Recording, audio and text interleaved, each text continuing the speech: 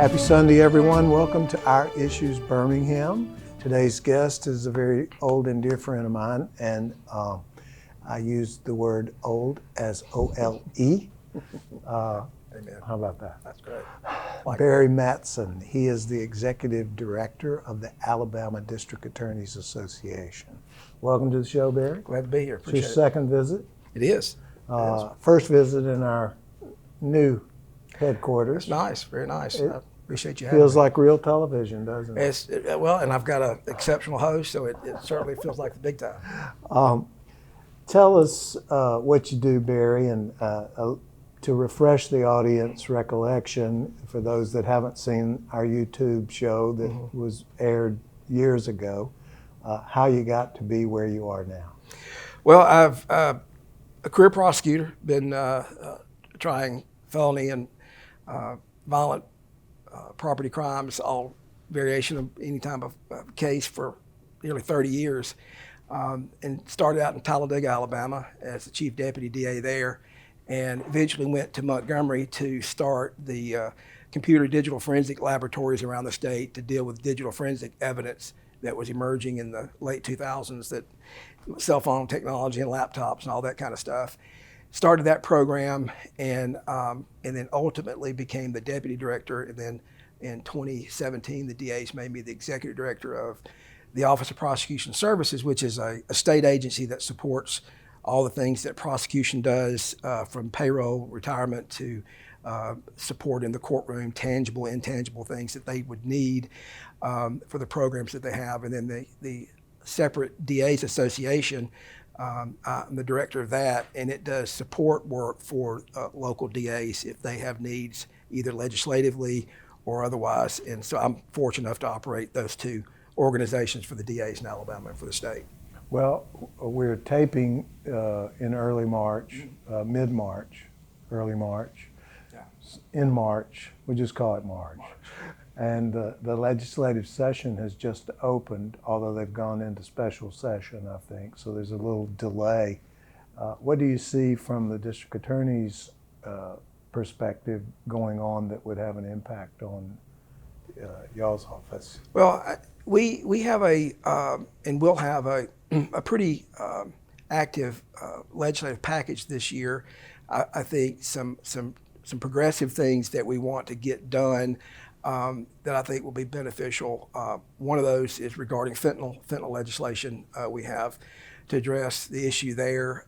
We have a first responder legislation that would be in response and protection for first responders that are exposed or can be exposed to fentanyl in the line of duty, which is really happening more and more. And fentanyl, I think, is one of, if not the number one threat we face in our state, because the nature of it really is such a minute amount can cause the death of a person, and a very small amount can kill a lot of people. And so we recently had a law enforcement officer in East Alabama that took 7 doses of Narcan, which is the agent that revives somebody who's been exposed, just to save that officer's life. So we'll have fentanyl legislation on the trafficking and on that. And then we're looking at some organized retail theft and legislation around that behavior. We really have a problem in our country with organized retail theft. I'm not talking about the one person, a shoplifting, that's the theft, and it's handled in misdemeanor court. I'm talking about the large scale. It's about $100 billion racket nationally. Alabama is being eaten up with it. Our big box stores and our small businesses.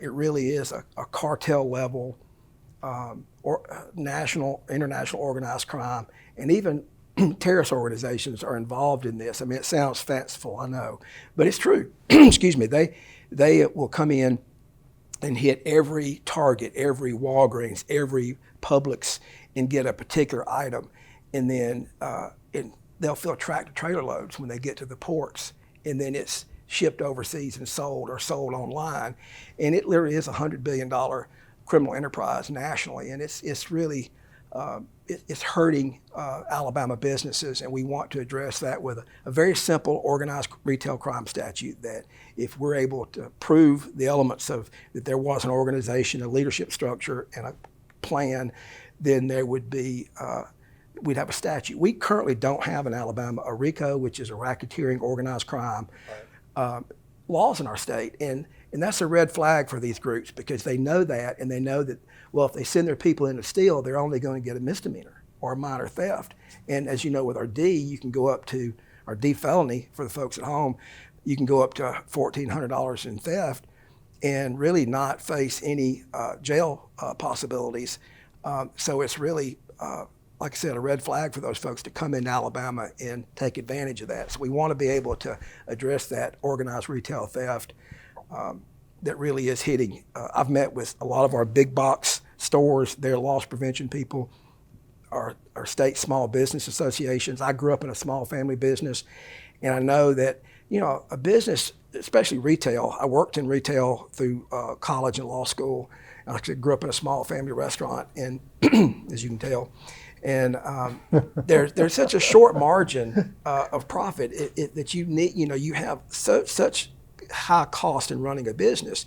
Between that and being able to turn a profit and to, you know, support your employees and pay them a living wage, there's a small margin, and that organized theft gets into that. Yeah. And we want to be able to address that. And what he's talking about is when groups of people come in with fake gift cards, gift card scams, fake credit cards, counterfeit credit cards, skimmers that remove your data from your credit card as it's being taken to the cash register at the restaurant. But we'll talk about it more when we come back from break. Thank you. This is Our Issues Birmingham. Don't go away. We'll be right back.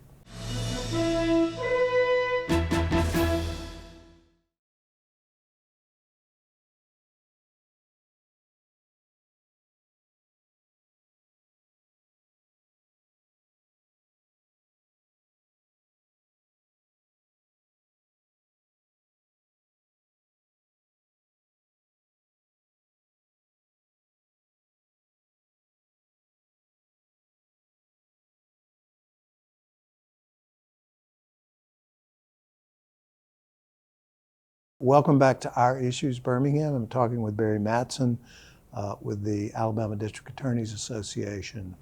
Fentanyl has descended upon our society from seemingly out of nowhere. I have had personal experiences with young people who have died from very small amounts of it. It is seemingly showing up in everything from marijuana to heroin and everything in between. I don't really get it, but what we don't have in Alabama and what he alluded to in our first segment was the fact that our trafficking statute, which delineates which types of drugs and what quantities of those drugs qualify for prosecution as a trafficking case, does not include the substance fentanyl. And so, how did we get here? What happened? It really is part of the business model of the cartels, really, to boil it down to simple economics. But there are two types of fentanyl. There's the fentanyl that has always been a pharmaceutical that's used to treat severe pain in late-stage cancer patients or people that are in a lot of pain. People have heard that term, fentanyl patches. People have used that in the medical industry for years, and you know, it had to have a prescription to get it. What we're seeing on the streets now is not that. It is a synthetic fentanyl. It's made by the cartels in Mexico. I have actually was able to go. I was one of the few people that ever get to do this with DEA and some of our U.S. attorneys. We went down to Culiacan in Sinaloa, the southern part of Mexico, where the Sinaloa cartel is.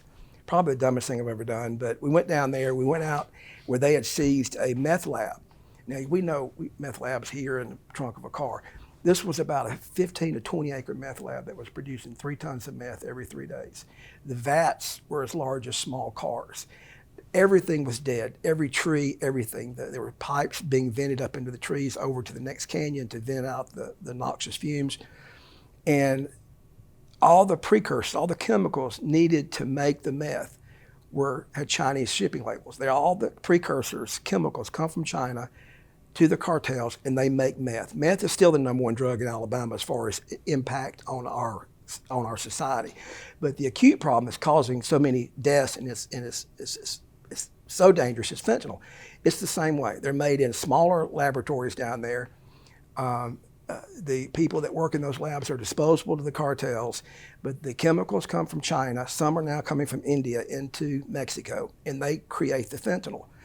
Fentanyl is, and we're starting to see carfentanil now, which is an elephant tranquilizer. It's 1,000 times stronger than fentanyl. And the reason that fentanyl is profitable for them because they can take such a small amount and stretch that into an awful lot of drugs. The dosage units? Dosage units, yes. If you took salt and put it on the table and you pulled 3 grains aside, okay, of those salt grains, those 3, if dosed to you, inhaled or ingested or injected, would kill you. That's the strength level we're talking about. And so a large amount can cause, I'll say it and I'll stand by it, I think it's a weapon of mass destruction. I think if you have enough of it, you could hurt a lot of people. But what we're seeing is the cartels are now cutting fentanyl in people think they're buying heroin, or in some cases you're going online, you think you're dealing with a reputable pharmaceutical company and getting some medication, but quite often that medication is having some fentanyl in it, because when you take it, it has a psychoactive response. You think, oh, it did what I thought the drug should do, but it has fentanyl in it. And so they're cutting fentanyl into everything, marijuana, you name it. And you're the thing that determines if you're going to be alive after you take that dose of that drug that's been trafficked in here from the cartels is how well the drug mule or the person putting the drugs together, how much attention they paid to creating the drug. Did they put a little bit too much fentanyl, a little bit more into it, or a little bit less?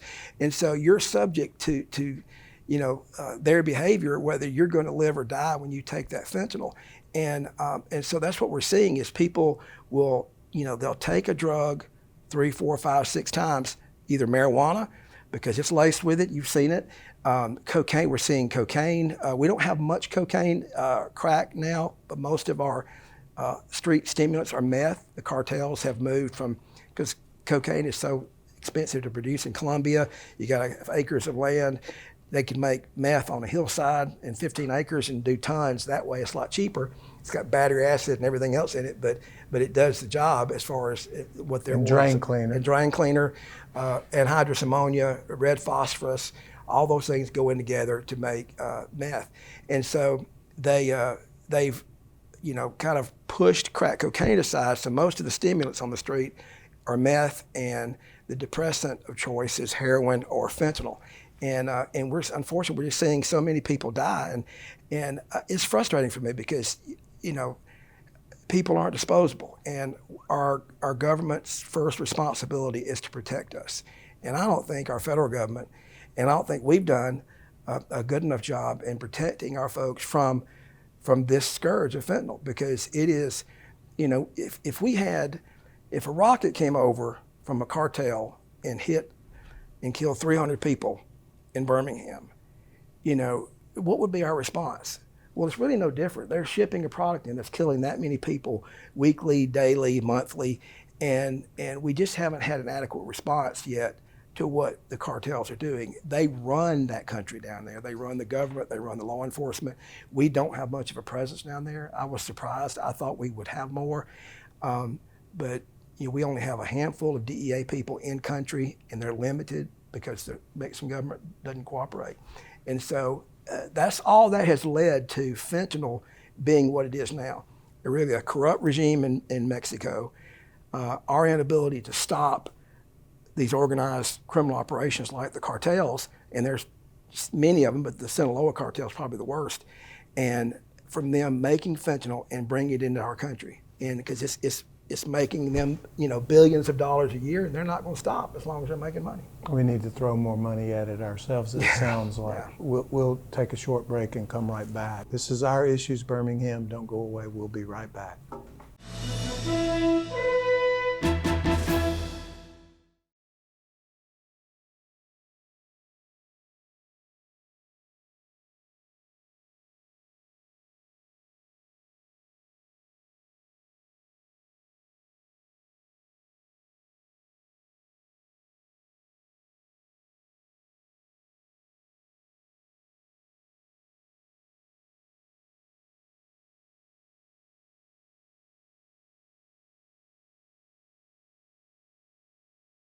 Welcome back to Our Issues Birmingham. We've been talking about fentanyl, and as deadly as it is and as many lives as it has broken, and people and humans it has taken down, and what can we do about it, and what we have.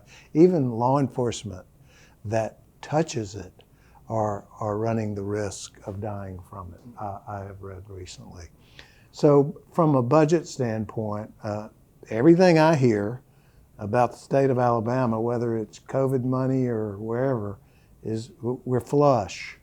So how's the Office of Prosecution Services doing? Well, are you sharing it with the defense bar? We're not flush. I'm hoping that we can actually get it a little bit level with even with indigent defense. DAs in Alabama, historically, nobody in the current legislature or current DAs invented the system, but years ago the decision was made to fund most of prosecution off of what I call gimmicks: court costs, fees, fines, diversion program, all those type things. And and that's not right. I don't think anybody down there, I don't like it. Our DAs don't like it. We don't want it. I've got roughly 15 brand new DAs of our 42, and they've learned they've got to run a small business just to keep the lights on and pay their employees, which is not really the way to do it. And so we're hoping that we can get our funding right now. Roughly, the state general fund funds the DAs at about 28%, and the DAs have to go raise the rest.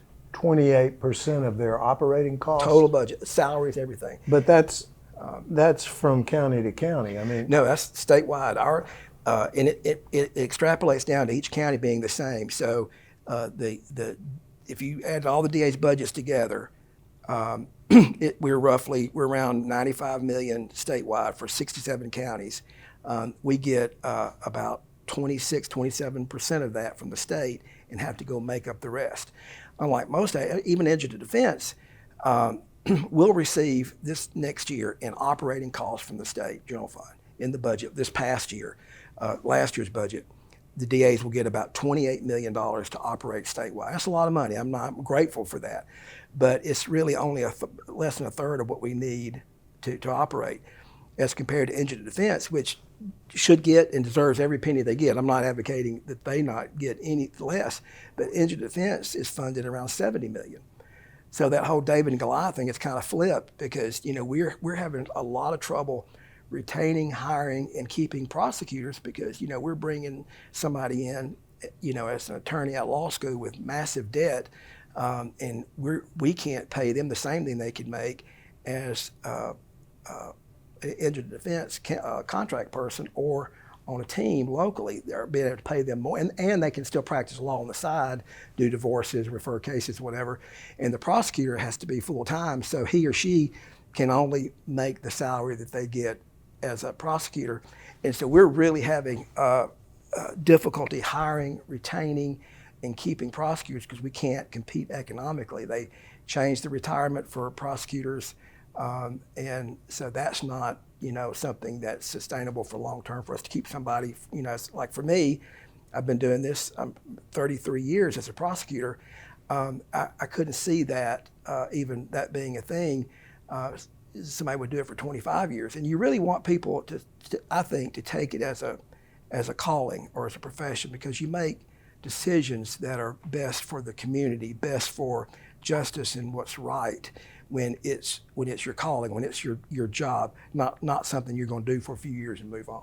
You make better decisions for the community when it's, I think, a career choice. So our funding is really, I'm really concerned about it. You know, we get, like I said, only about a third from the state, and we have to go make it up in these other areas. What would be the total number? So if you're getting 28%, let's compare it to the indigent fund, which we're at 70 plus million, which on behalf of the indigent defense lawyers, they also feel they're inadequately funded. Sure. Because the hourly rates for the indigent defense lawyers are not commensurate with what they could be making in private practice. That's right. But it too is a calling. It is. And I've talked with them. I support them getting paid for the work they do. I mean, it should be equitable. That's It right. should be fair and square. But so if they're working off of 70 million, what's y'all's total number? There are, real quick numbers, there's about 80,000 felonies a year, about 250,000 state misdemeanors, and about that many juvenile and other cases we handle. We only have in Alabama about 335 full-time prosecutors for those 80,000 felonies. You count support staff, investigators, and everybody else that works in drug court, veterans court, juvenile court, domestic violence, those kind of things. Our payroll is around 68 million for statewide. We'll get of that, every penny we get from general fund is salary. We don't buy a pencil with it. So that 28 million is kind of levied against the 65 million. So we're upside down in our payroll on October 1st. We're roughly $70 million behind, upside down when the year starts, and the DAs are forced to go out and try to make that difference up to be able to keep those prosecutors and support staff to doing what they do. But how? It's not I mean, sustainable. how many cake sales can you have? You can't. That's why I say it's like selling Krispy Kreme donuts to keep the doors open, but that's what we have to do. There's a little bit that comes, some of the counties chip in. There's a few, maybe 5 counties that help with funding. Recently in Mobile, I saw where the city was going to help. We get some court costs. We get a little bit of money when we collect restitution. We used to get a lot of money off of worthless checks. Yeah. And that was a big source of funding, but that's gone. Yeah, because we've gone electronic. Yep. Well, thanks for being with us. Sure. As always, some problems always boil down to money. My friend of mine says, "Answers money. What's the question?" Yeah. Unfortunately. Thanks for being with us today, Barry. Thank you for Good coming. This is Our Issues Birmingham. We'll see you next week.